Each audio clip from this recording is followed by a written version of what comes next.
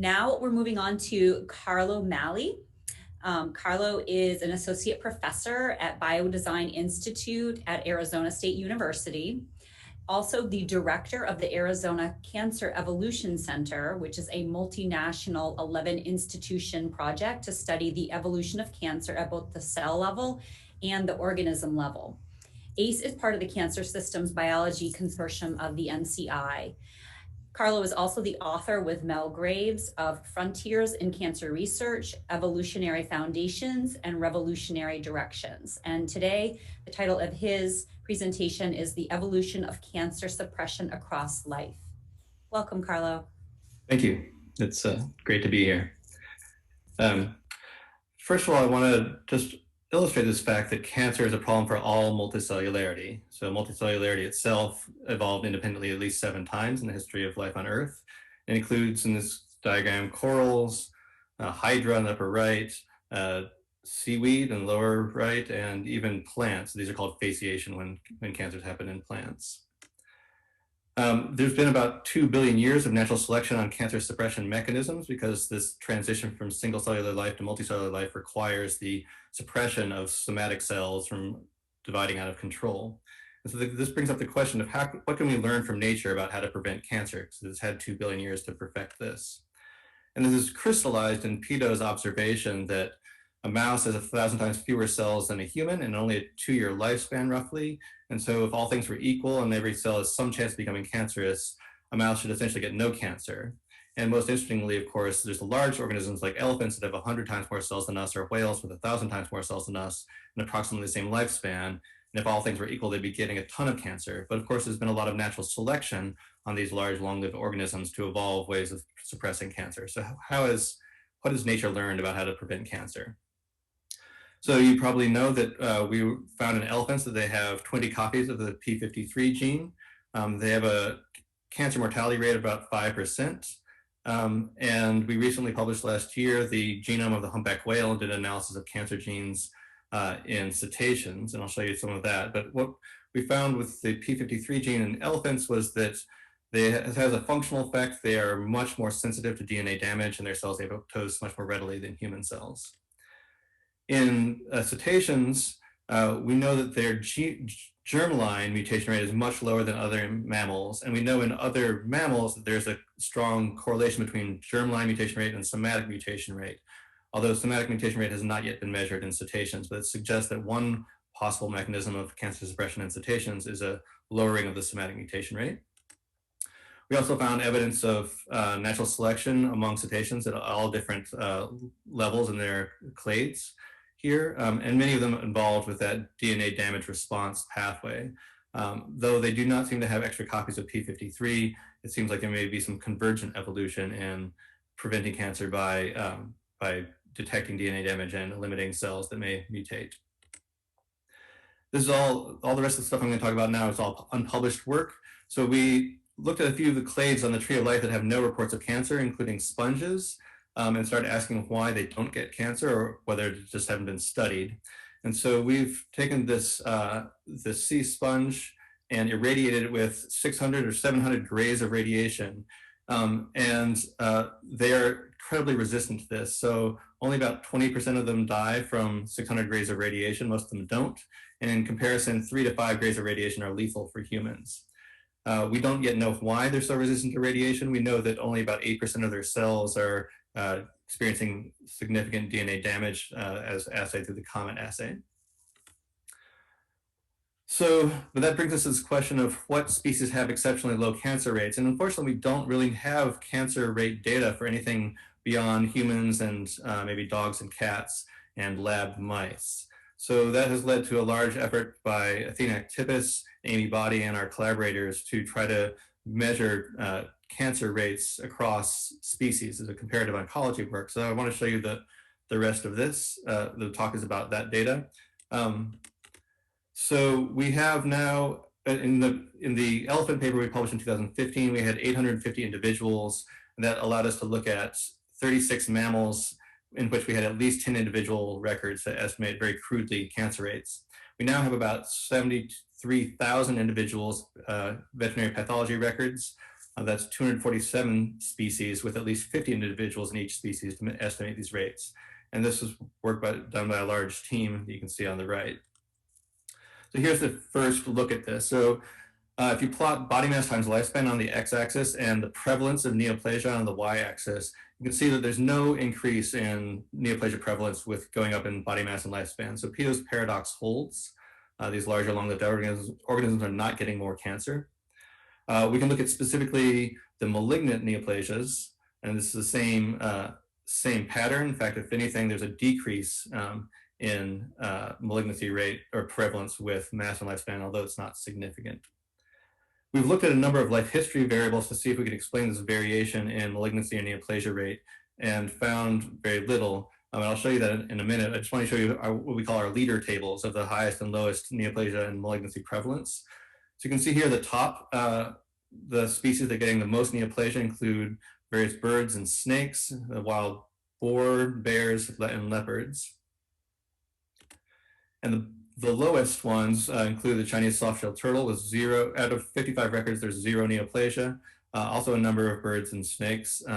Notice we have over 1,300 dolphins in here with very low rates of neoplasia, around 1%. That's neoplasia. That includes both benign and malignant. So if you just look at malignancy prevalence, you can see some of the same species, the king snake, the red lord Amazon, sun bear, wild dog, hedgehog now, leopards and such, getting the highest levels of prevalence of malignancy. And the bottom now includes the alligators, which is particularly intriguing to us. So we have a spin-off project trying to look at crocodiles and alligators, which are getting very low rates of malignancy. The elephants in our data set are, all of their records that have neoplasia are benign neoplasias. And then you can actually look at the proportion of neoplasias that are malignant to see if there's some cancer prevention mechanisms that have evolved to prevent that final transformation from benign to malignancy. And here's the data for this. At the moment, we've used a threshold of there has to be at least 10% of our records have to have neoplasia to be categorized on here. But here are the top ones. So when a great hornbill or eastern diamondback rattlesnake gets a neoplasia, it's invariably malignant. But here's the lowest ones, possibly more interesting. So kudu, we're seeing a lot of ruminants that have very low rates of cancer. And you can see actually on here a number of primates, chimpanzee and squirrel monkey, even though they get neoplasia, very few of them become malignant. And we have a paper on cancer across primates that we're just about to submit. So you'll see more of that later. So as I mentioned, we've found almost no association of life history variables with cancer, with the exception of metabolic rate. And we don't have a lot of data on metabolic rate. So this is sort of borderline significance with a p-value of 0.03, and it explains about 5% of the variance, so not a huge amount of the variance. In fact, we considered R-squareds of 10% or more as being large for us, because we're just having trouble finding any explanation for the variation in neoplasia rates. So this is neoplasia. This is malignancy. It's not significant here, but trending in the same way that higher metabolic rate is associated with more cancer. So we're digging into this and trying to get more data on it to see if this will hold up.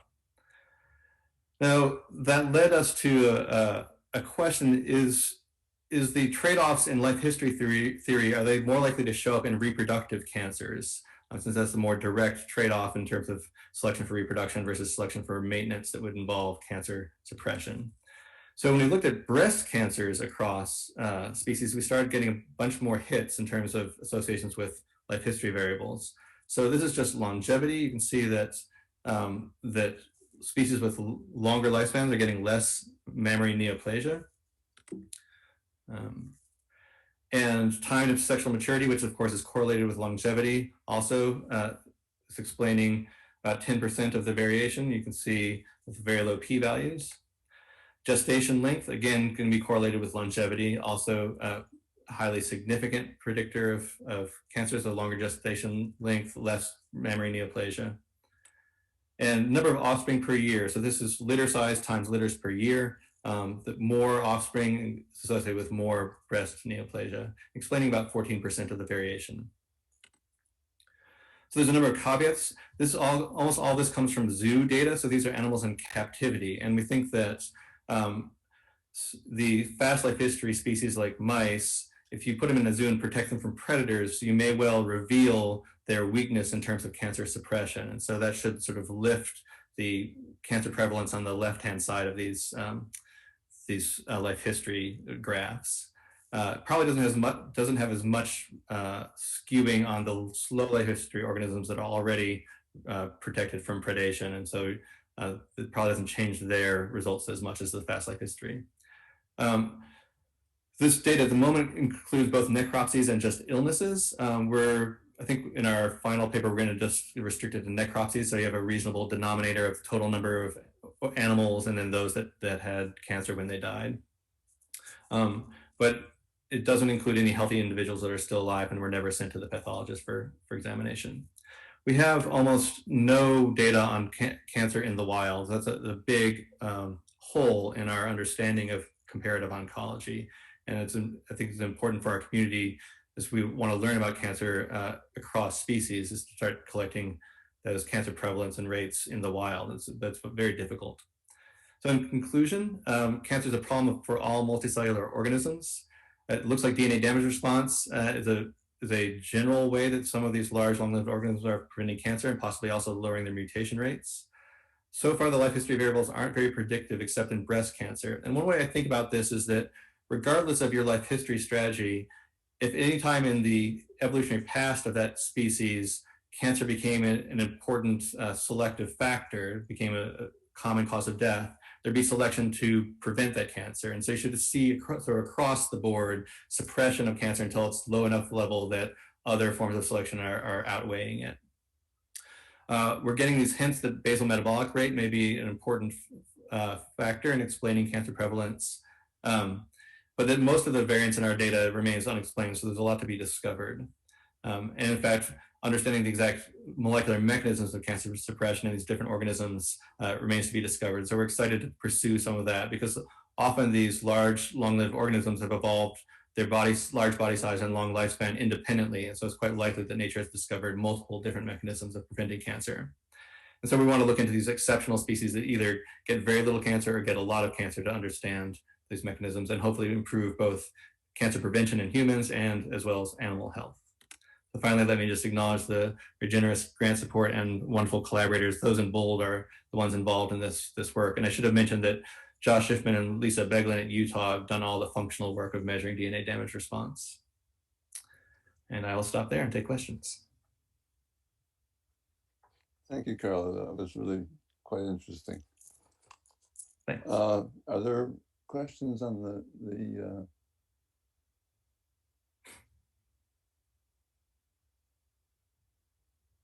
I don't see any questions on the chat board, but don't larger animals have to have longer lifespans? There is a correlation, although it's not strict. So you see interesting exceptions in things like bats that have extremely long lifespans for their body size. They can have 30, 40-year lifespans. And so we recently published an analysis of evolution across mammals of cancer genes, and the signatures of selection in cancer genes were mostly associated with outliers on that relationship between longevity and body size. So there's this longevity quotient, which is essentially the difference in the expected longevity given the body size from the actual longevity. And those that had a lot more longevity than expected had a lot more selection in their cancer genes. So they had lower rates of cancer. Yeah. And bats? Well, yeah. So bats actually have extra copies of P53, and as well as some other cancer suppressor genes. So that's an interesting group that we're digging into. But I should say the analysis of the longevity quotient was with respect to selection in cancer genes, not with respect to actual absolute cancer prevalence yet. So that's still to be determined. Great. Can I just comment that this guy who I just showed you for a second there, he's a parrot. I just showed you. He's a parakeet. I mean, a cockatiel, really. He lives 30 years. Quite small. Yeah. There's some of that in that family that live even longer, right? Yeah. I can't get him down again. Great. Well, we can discuss any other further questions in the wrap up and the panel discussion. Right. Okay, thank you, Carlo. That was great.